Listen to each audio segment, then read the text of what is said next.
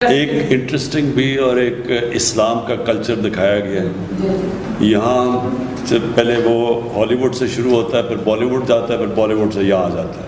ایک third hand culture promote ہو رہا ہے. میں اس لیے چاہتا ہوں کہ کوئی پتہ تو چلے ہمارے بچوں کو، نوجوانوں کو، کہ فرق کیا ہمارے میں، کہ ہمارا بھی ایک کلچر ہے، اس میں بھی رومانس ہے، اس میں بھی تاریخ کا حصہ ہے، لیکن اس کے اندر اپنی اسلام کے ویلیوز دکھائے گئے ہیں.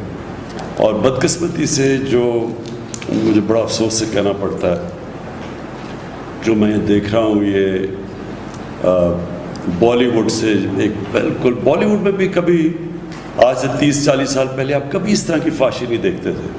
اب وہ اتنا گند آ گیا ہے. جو مغربی جو ہالی ووڈ کی جو سب سے بدترین چیزیں ہیں وہ انہوں نے اپنا لی ہیں، لیکن وہ نہیں دکھائی جو کہ ان کے معاشرے کی طاقت ہے. تو اس کا بڑا برا اثر ہمارے بچوں پہ پڑ رہا ہے، اور اس کا بڑا برا اثر اسکولوں کے پر پڑ رہا ہے. ڈرگ کلچر ڈیولپ ہو رہا ہے، ہماری سیکس کرائمز بڑھ رہی ہیں، بچوں کے خلاف کرائمز بڑھ رہی ہیں جب آپ ایک معاشرے میں اس طرح کی فحاشی پھیلاتے ہیں.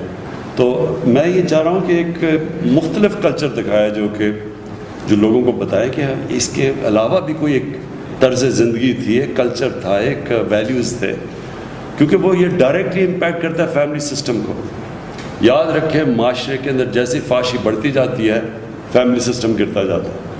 جب میں برطانیہ میں پہلی دفعہ گیا تھا 18 سال کی عمر میں، تو ایک طلاق ہوتی تھی ہر 14 شادیوں میں.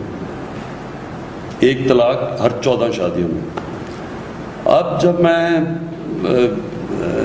پچھلے 8-10 سالوں میں ہر 10 شادیوں میں 6 یا 7 اب طلاق ہو جاتی ہیں. تو یہ ڈائریکٹ امپیکٹ ہے کہ جیسے جیسے یہ فحاشی بڑھتی گئی، وہ ڈائریکٹ پریشر پڑا فیملی سسٹم پہ. اور اسلام کا سارا کلچر ہی یہ ہے کہ وہ پروٹیکٹ کرتا تھا فیملی سسٹم.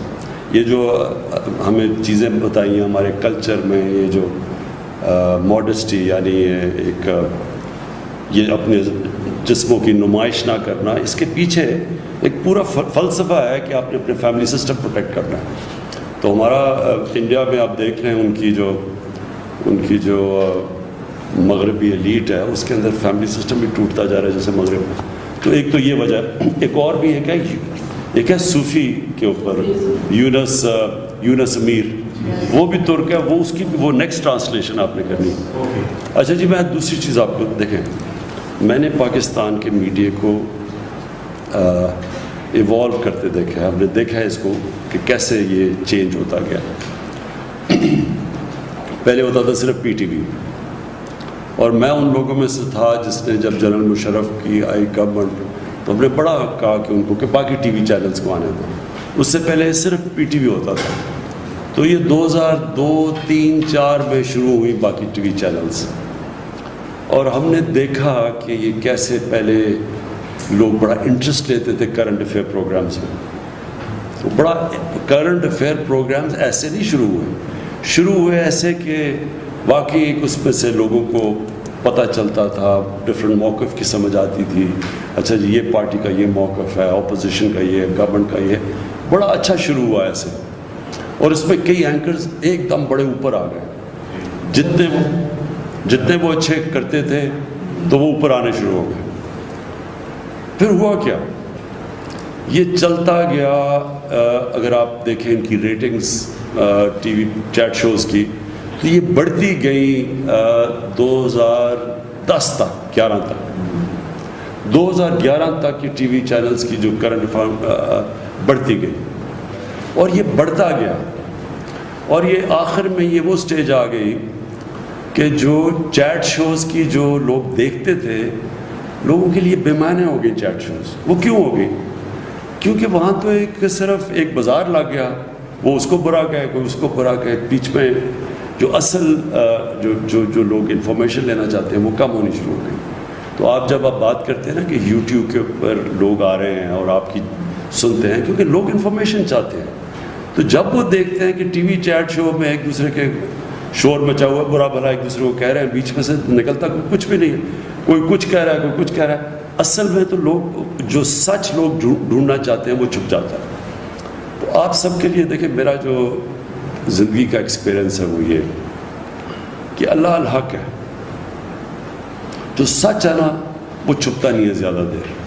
آپ کسی کو پیسے بھی دے دیں, آپ میڈیا کو بھی کھلا دیں, لیکن جو عوام ہے وہ آخر میں وہ سچ ڈھونڈے گی. آپ کبھی بھی کوئی کسی میڈیا اونر کا یہ خیال نہیں ہونا چاہیے, اس میں یہ تکبر نہیں ہونا چاہیے کہ وہ کسی کو عزت دے گا یا کسی کو ذلت دے گا. یہ چیز اللہ نے اپنے ہاتھ میں رکھی ہوئی ہے. یہ کبھی کوئی انسان کسی کو نہ ذلیل کر سکتا نہ اس کو عزت دے سکتا. وہ اس کی وجہ یہ ہے کہ اگر یہ ہوتا تو سارے امیر لوگ عزت دار ہو جاتے اور غریب لوگ ذلیل ہو جاتے. ایسا ہے نہیں. اس لیے کیونکہ عزت اللہ نے اپنے ہاتھ میں رکھی ہوئی ہے اور وہ دیتا ہے وہ لوگ جو ہرائے حق پہ ہوتے ہیں.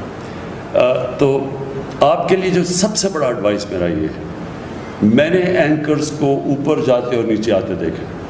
کتنے اینکرز کو میں نے دیکھا, اس میں دو چیزیں ان کے راستے میں زوال میں دو چیزیں ہوتی ہیں. ایک جو اینکر اپنی میں اور اپنی انا کو اتنا بڑا بنا دیتا ہے کہ وہ سمجھتا ہے کہ وہ اس لیے نہیں بڑا بنا کہ وہ لوگوں کے سامنے حقائق پیش کرتا ہے, وہ ایک ایسی ہیلدی ڈبیٹ کرتا ہے جس سے عوام میں زیادہ شعور پیدا ہو.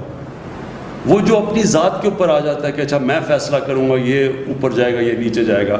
جب اینکر کے اندر یہ آ جائے یہ تکبر, آپ یہ سمجھ آئے کہ وہ اینکر اب نیچے چلا جائے گا اور آپ کے سامنے بڑے اینکر اوپر سے نیچے آئے ہیں. اور دوسری چیز, جو اینکر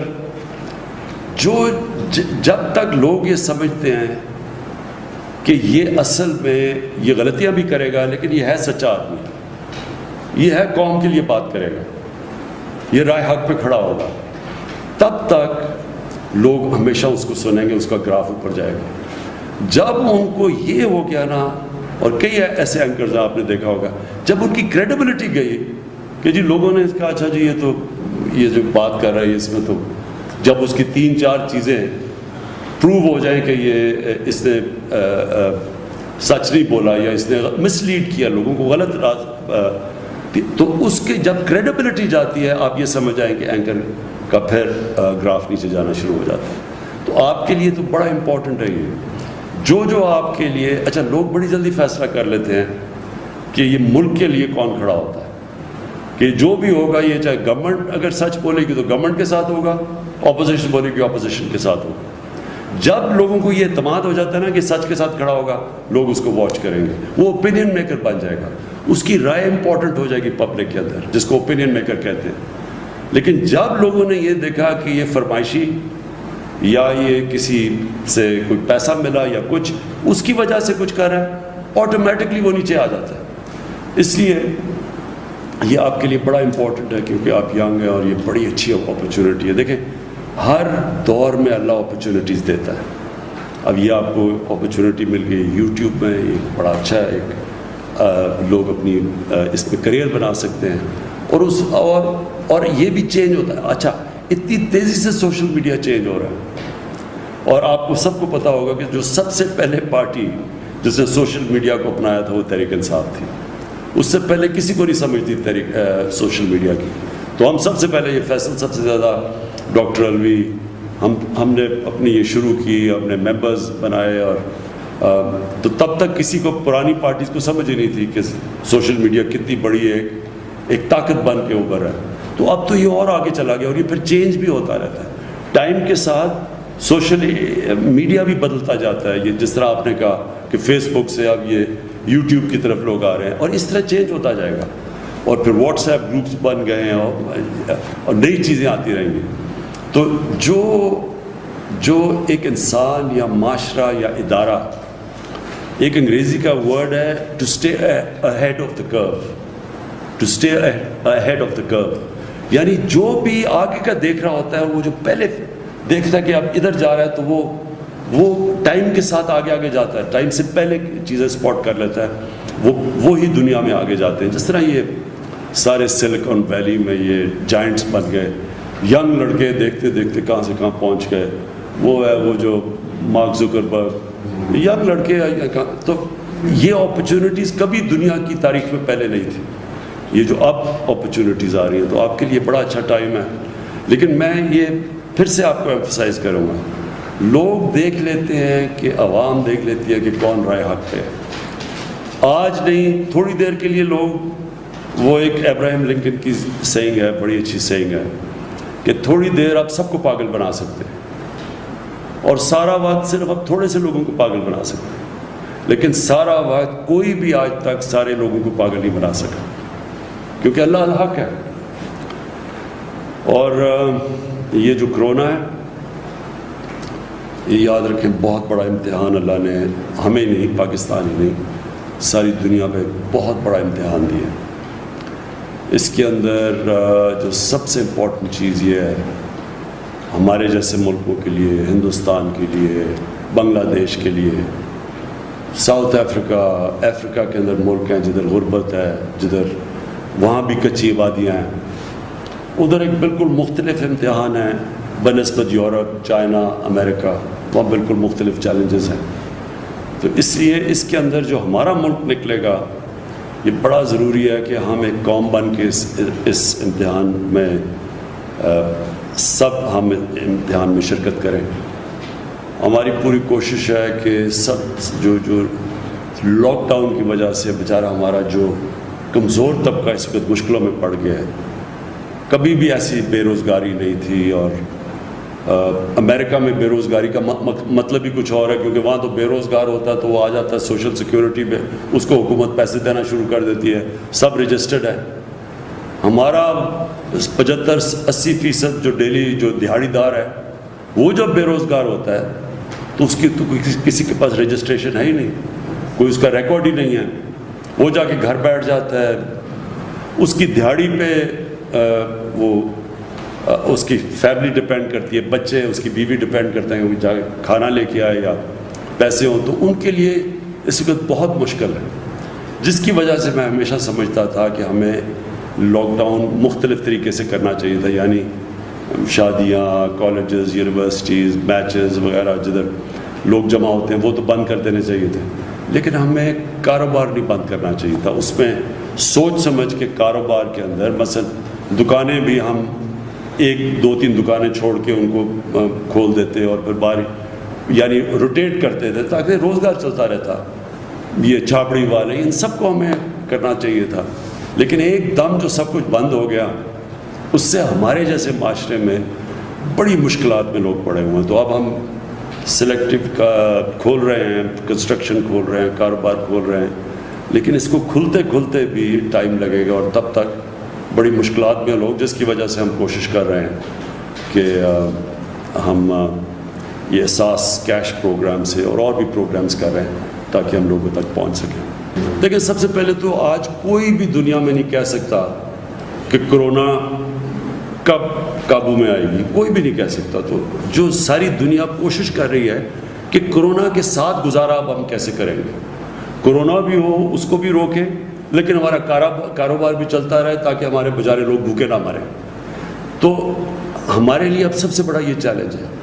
اس کے لیے ایک بڑا اچھا ایک ٹریک اینڈ ٹریس سسٹم, وہ ہم نے اب ساری ایجنسیز بیٹھی, ہماری سارے ادارے بیٹھے, ہم نے ایک سسٹم آرٹیفیشل انٹیلیجنس کے ذریعے ISI کے ساتھ مل کے نکالا ہے کہ سارے پاکستان میں ہم ٹریک کریں گے کدھر کدھر ہمارے کرونا کی کے جو افیکٹیز ہیں, جن کو انفیکشن ہے, پھر ان کو ہم ٹریک کر کے پھر ان کی پورا بنائیں گے کہ وہ کن کن سے مل رہے ہیں. یعنی جو طریقہ اب ہوگا کہ بجائے سارا 22 کروڑ کا ملک بند کر دیں, ہم ادھر کانسنٹریٹ کریں جدھر ہم سمجھتے ہیں کہ اب کلسٹر بن رہا ہے, ان کو تھوڑی دیر کے لیے کوارنٹائن کریں تاکہ وہ پھیل نہ سکیں. اس کے علاوہ اگر ہم جو بھی کرتے ہیں نا, اگر ہم سارا ملک بند کر دیتے ہیں یہاں بھوکے مریں گے لوگ, لیکن اگر ہم پوری طرح کھول دیتے ہیں تو کرونا پھیلنے کا ڈر ہے. تو اس لیے ایک بیچ کا نظام یہ لے کے آ رہے ہیں اور اس کے اوپر ہم پوری کوشش کر رہے ہیں اور یہ انشاءاللہ اسی طرح ہی آگے بڑھیں گے. جو ہر کرائسس ہوتا ہے نا, اس میں اللہ نے ایک ایسا نظام بنایا ہوا ہے کہ اس میں اگر انسان اپنا عقل استعمال کرے تو اس میں موقع بھی بڑے مل جاتے ہیں. اور کرائسس کے اندر کئی بڑی زبردست چیزیں ہو جاتی ہیں, کیونکہ انسان کو اللہ نے بنایا ایسا ہے. ایک انگریزی کا فریز ہے, necessity is the mother of invention. جب آپ پھنس جاتے ہیں نا تو اللہ نے ہمارے میں اتنی صلاحیتیں دی ہیں کہ اگر ہم اپنا ذہن استعمال کریں تو اس میں سے راستہ نکلاتے ہیں. تو اس میں سے ایک یہ راستہ ہے کہ جو ٹیلی ایجوکیشن ہے، دوسرا ہے ٹیلی میڈیسن، کہ ہم سب تک تو نہیں پہنچ سکتے لیکن ہم ٹیلی ویژن کے ذریعے ریموٹ علاقوں میں لوگ ٹی وی کے اوپر سامنے آئیں. یہ ٹیکنالوجی بڑھ چکی ہے تاکہ یہاں بھی ڈاکٹر بیٹھا بیٹھا ادھر ان کو اوپینین دے کہ آپ کو یہ بیماری ہے، یہ آپ یہ کریں جو بھی. اور یہ جو اسکولوں کا نظام، کیونکہ ہمارے بچے اسکولوں سے باہر ہیں، تو یہ ٹیلی ایجوکیشن کے ذریعے ہم کئی ان علاقوں میں پہنچے جدھر ہمارے ٹیچر ہی نہیں ہیں یا نہیں جاتے، یا جب تک ٹیچر نہیں جاتے تو تب تک بچوں تک پہنچ سکیں. اور بھی بڑی چیزیں ہیں، اور بھی میرے خیال میں ہم اب نئی نئی چیزیں سوچ رہے ہیں کہ ہم کیسے اس کو دیکھتے، وائرس کو دیکھتے ہوئے کیسے اب ہم اور چیزیں کر سکتے ہیں کہ ہم اپنا ملک بھی چلاتے رہیں ہیں، بچوں کو بھی پڑھاتے رہیں، لیکن یہ کرونا کا بھی کو سنبھال سکیں. ایک عام یہ ہے کہ پتہ نہیں گورنمنٹ کو اربوں ڈالر آ گئے باہر سے اور یہ تقسیم ہو رہے ہیں، کسی کو ہو رہے ہیں کسی کو نہیں. کیا باہر سے اب تک ہمیں جو امداد مل رہی ہے عالمی مالیاتی اداروں کی طرف سے بھی مل رہی ہے؟ کوئی امداد کئی باہر سے نہیں مل رہی، اس ذہن میں ڈالیں. کوئی صرف ہمیں آئی ایم ایف نے جو ہمارا مشکل پڑے، ہماری ایکسپورٹس گر گئی ہیں، ساری دنیا کی ایکسپورٹس گر گئی ہیں، ہماری جو ریمیٹنسز آنی تھی، جو ہمارے پاکستانیوں نے پیسے بھیجنے تھے وہ گر گئے. تو انہوں نے جو ہم نے قرضے دینے تھے، پرانے قرضے لیے ہوئے تھے، ان کی جو قسطیں دینی تھی اس قسطوں میں رعایت ملی ہے. سو امداد کوئی نہیں آئی. امداد اس لیے تو ہم اپنے لوگوں سے پیسے اکٹھے کر رہے ہیں اور کوشش کر رہے ہیں کہ ہمارا جو کاروبار شروع ہو تاکہ ہماری کوئی کلیکشن ہو، کیونکہ ہماری ٹیکس کلیکشن بھی گر گئی ہے. اوکے جی، تھینک یو. ہیلو گائز، ہمارے چینل کو سبسکرائب کریں اور نیو ویڈیو کے لیے بیل آئکن کو ضرور دبائیں.